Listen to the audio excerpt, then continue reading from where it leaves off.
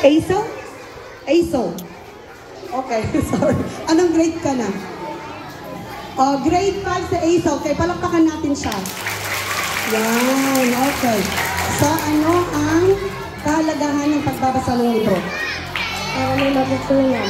Para po may matutunan daw. Very good. Okay, anong natututunan natin kapag nagbabasa tayo ng libro? Para marunong magbasa po.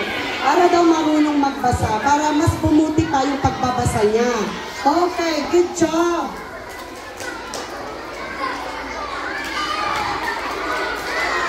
Oh, ito yung prize mo. Okay, thank you. Okay, so, ilan pa? Okay. Anong pangalan mo? Princess. Princess. Mukha nga naman siya princess. Ang ganda ng princess. Anong grade ka na?